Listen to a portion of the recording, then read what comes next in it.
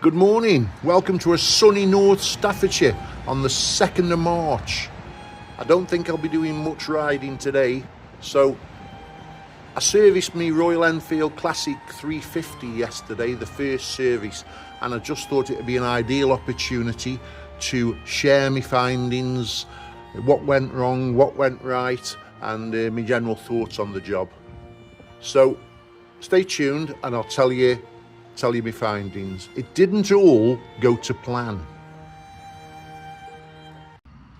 Okay, so horrible day outside, so I just thought I'd take this opportunity to talk you through what I did to the bike yesterday.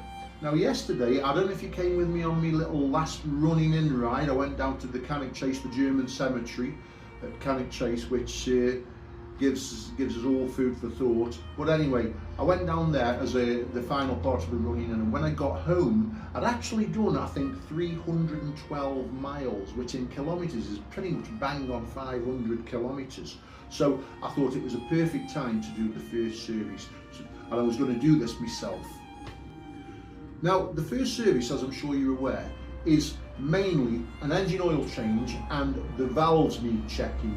There's a tappet check where you've got to check the top end of the engine, and that's what makes this service quite expensive in dealerships. But it's not just about the expense. For me, it's about getting hands-on with the bike, getting to know the bike. That's why I bought it. It was a simple machine, a simple 350 air-cooled machine that hopefully I could work on myself without too much difficulty. Now, I've been on bikes since I was 16 and I'm 65 now, and I must say up front, I'm not a mechanic. When we go through it, I'm not going to give you a step-by-step guide to how to do it. If you go onto YouTube, there's lots of people doing these vlogs on YouTube and far more qualified than me. So I followed a great video to show you how to do this. I'm not going to recommend him particularly because there is a few, and because I don't think it's right, because I haven't really got the permission to do that. But search your YouTube and there's lots of good information out there, but that's not what this is about. All it is about is I've been messing with bikes for years. I know my limitations. I think I know my limitations.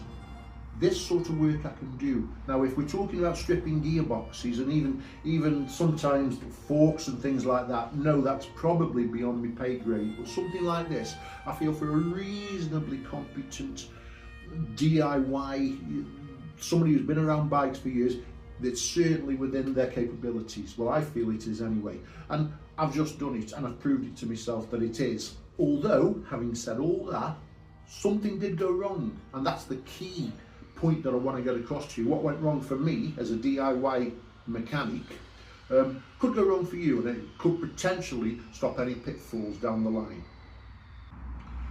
So, the first thing to say is that I used Royal Enfield parts. Royal Enfield approved oil and the oil filter. That's really all you need. There did come some gaskets, but I didn't need them, and so I just used the gaskets that were on there, and they were absolutely fine. And the second thing to do is to make sure that the engine's completely cold. The first thing we're going to do is check the valve clearances, the tappets, and for that, the valve, it has to be really cold. One thing to mention is that it was initially booked in at a dealer to go and have the dealer do the job. And I sort of decided that no, I fancy doing it myself, so I cancelled him. But what he did say was we needed the bike the night before they're doing the work. Now, that was reassuring to hear, because that's what you want to hear from your dealer, because we know it's got to be cold. So he wanted it the night before, he was going to do it the next day. I was going to pick it up at lunchtime, but subsequently I decided to do it myself, and so that's what I've done. I would be very wary of any dealers who are saying, oh yeah, bring it in at 10 o'clock mate, and go and have a cup of coffee and you can pick it up at 12, because it can't be done. It can't be done properly in that time frame. I'm not suggesting anybody does do that, but if they did, just beware, because it's got to be stone cold when you're doing it. So, a very quick talk through of the job itself, what it involves. Number one, remove the seat. On the Classic, 2 bolts going underneath the seat, 2 bolts, remove the bolts, undo the nuts, remove the bolts, lift the seat up, pull the seat back, your seat's off. put your seat somewhere safe. Put your bolts somewhere safe, because I lost one of the nuts. It took me half an hour to find the nut. It had fallen off my bench and onto the floor.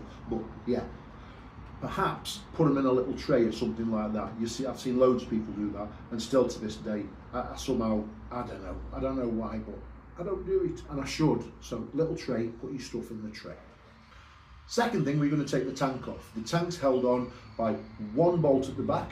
I think it's string, it's 8mm and 10mm or something, but little bolt at the back, withdraw the bolt, and then if you lift the back of the tank up, what I did notice was I'll just show you on this, as I was lifting the back of the tank here, having taken the bolt out which is just under there, the front of the tank there was getting perilously close to the frame. So I put a little bit of cardboard just in there, so that as I lifted it up, because you've got to detach breather hoses and some plugs underneath, so just a little bit of cardboard in there to prevent it damaging. Now, so I put my cardboard in, I lifted the back of the tank, and then as you look forward along the frame to the front of the bike, underneath the tank, I was holding it up, you can see two breather pipes. Now apparently they're different sizes, but I actually marked on one and put a bit of tape on one and made a mental note that that was the left hand one. But I believe I've subsequently found that they could well be different sizes. It's just a matter of pulling them off. So pull the breather pipes off, and then on the left hand side of the tank, over there, we've got the fuel pipe going in, and we've also got one electrical plug, which is probably to the fuel pump. It must be to the fuel pump in the tank. So that electrical plug is just a matter of pushing the tabs in on the side and pulling it down. And the fuel pump, the fuel pipe, again, push the tabs in and pull it back. Now, that one, the electrical plug came out pretty easy. The fuel pipe, it did come off, but strangely, I couldn't get it off like that. I had to do it, if you imagine, like that, pushing in like that and pulling it back. So it was a little bit awkward. I'm sure you can probably get some pliers or something to do the job, but I only had my fingers. So, but I found that easier than that, if that makes any sense.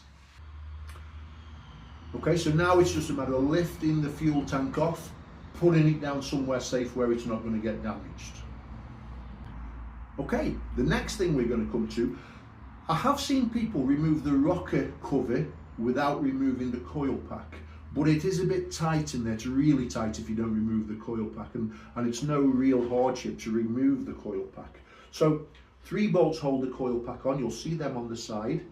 2 of the bolts have electrical wires going to them. Now, I photographed it so that I knew which one was which, but in any event, when it went back on, they sort of fall into place anyway. How they kinked and how they line up, it's pretty obvious where they are, but I took a picture. So bear in mind there's 2 wires on 2 of the bolts that hold the coil pack in. So remove the 3 bolts. There's also on the bracket that holds it, there's a little black electrical plug. Now I didn't unplug it, but the whole thing just slides forward and off the coil pack, off the bracket on the coil pack. So remove the coil pack anyway. Remove the spark plug lead off the spark plug. So the next thing I did was remove the spark plug. It's just a 16mm spark plug spanner, which I had a little bit of difficulty finding, but I found one, 16mm spanner. And if you take and on the other side of the engine, on the far side of the engine, you'll need to remove the cap that covers the crankshaft bolt, because you'll need to access to the crankshaft bolt to be able to turn the engine over to find top dead center. So just remove the cap. It wasn't on tight. Requires a hex key, but quite a big one. Okay, so now we can remove the rocker cover. The rocker cover is held on by 3 bolts. I think they're 10mm. From memory, they're about 10mm. Be careful when you withdraw the bolts that the rubber seal that's underneath them either stays in there or on there, but don't lose them. It will be easy to take one out and it drops on the floor and you haven't even noticed. So you're going to remove the 3 rocker cover bolts and gently lift the rocker cover off. Now, when you lift the rocker cover off, make sure the gasket You don't want it stuck to the rocker cover and stuck to the cylinder head in another place, then you break the gasket if you've only got that one gasket. So it's important to just be careful on this bit that you don't break the gasket. Whether you leave it on the rocker cover or whether you leave it on the top of the engine is pretty irrelevant at this stage, but you want it to come off in one piece. That's the key bit of information. Okay, so now we're going to turn the engine over to find top dead centre. Dead easy to find. You can, I've seen people using screwdrivers to monitor just how far it is, but on our little engines, on these lovely little engines, what you've got just behind the crankshaft, just behind the sprocket on the camshafts, it actually says TDC. I'll post a picture of it. It actually says TDC, and once you've got that to the top of the engine and it's lined up right at the very top, you've got your top dead centre. You should at that point be able to feel a bit of play in the valves. If you haven't, you've got to turn the engine another turn till you have. Okay, so at this point we're going to do the tappets. One of my tappets was pretty much bob on, and one of them was quite a bit out, but one was okay. So we've got a lock nut and we've got a screw thread adjuster. It's a little bit fiddly, takes a few times to do it, but it's no real hardship. Get the measurements correct, and from the spec sheet or from the videos that I'm suggesting you watch, and you'll be able to do the tappets okay. It is a bit fiddly. Okay, so having done that, you've done your tappets. Turn it over a couple of times, check your tappets again, make sure they haven't moved. And then it's time to reverse the process to put it all back together again.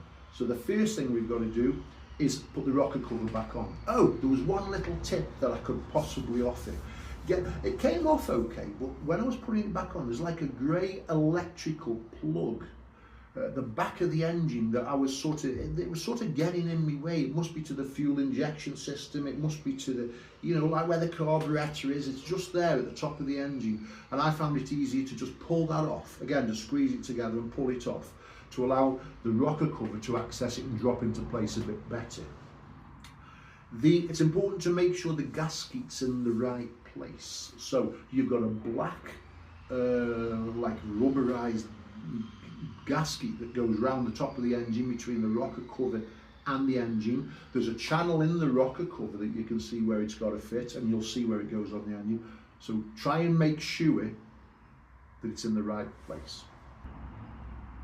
Now, this was where I went wrong, because despite checking a couple of times and making sure it was in the right place, I was quite happy that it was in the right place, I retightened the rocker cover down. You torque them up. I've got a little torque wrench which is really useful, torqued up to the correct torque, and I just reversed it. I thought everything was hunky-dory. And I thought, well, this is a doddle. If ever I've got to do this again, it was really no hardship.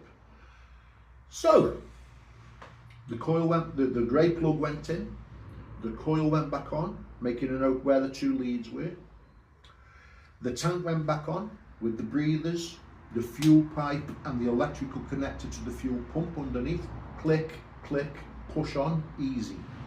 Back of the fuel tank went down, bolt went in. Rear seat went on. Well done, Keith, you've done a cracking job there.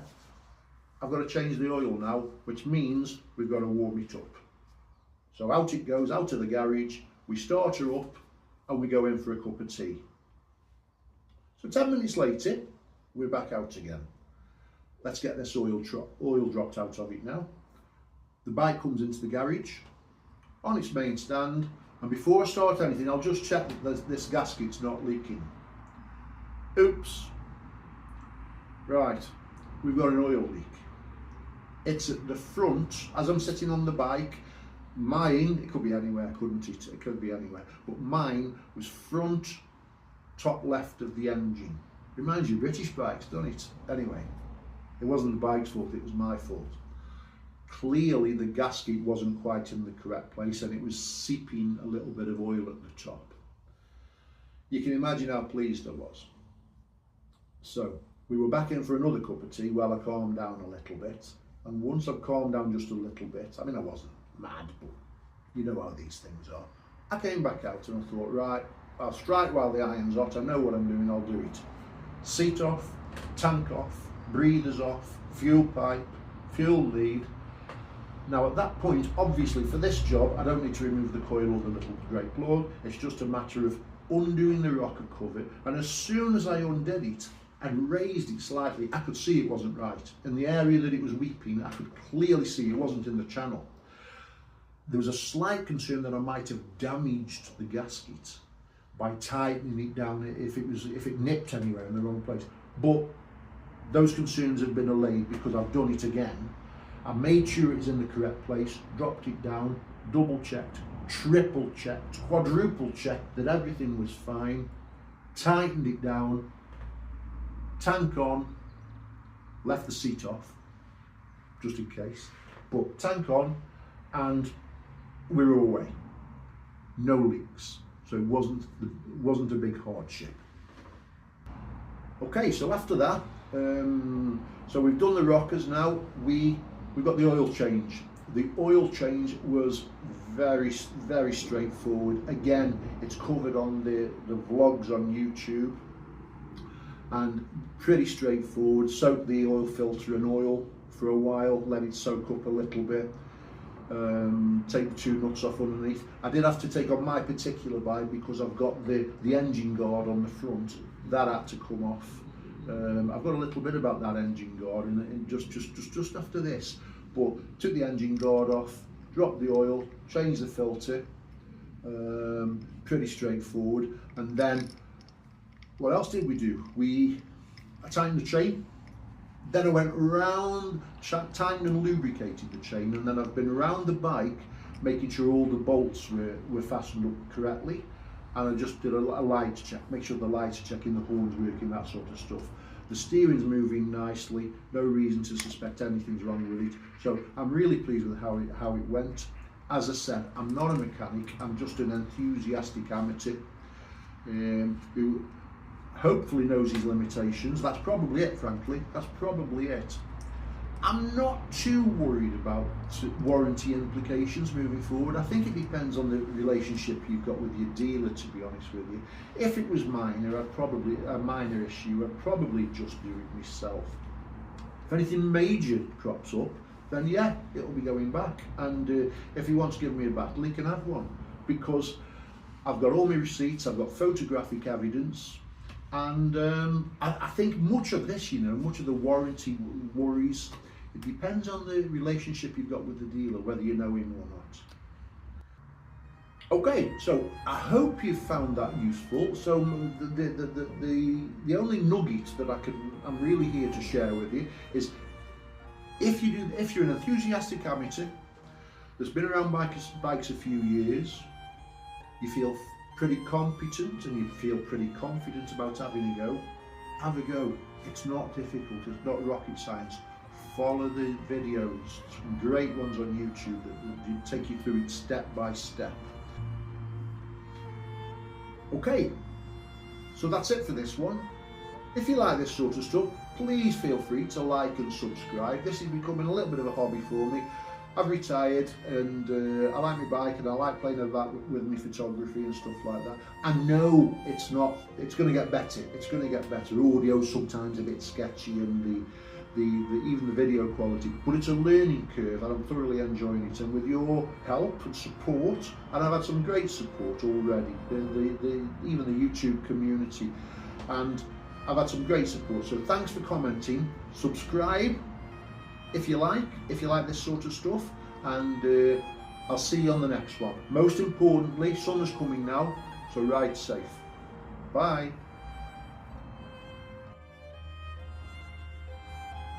Now, just as a little side note to this, a little observation, as you're aware, I was extolling the virtues of the sump guard and stopping the crud going up the engine.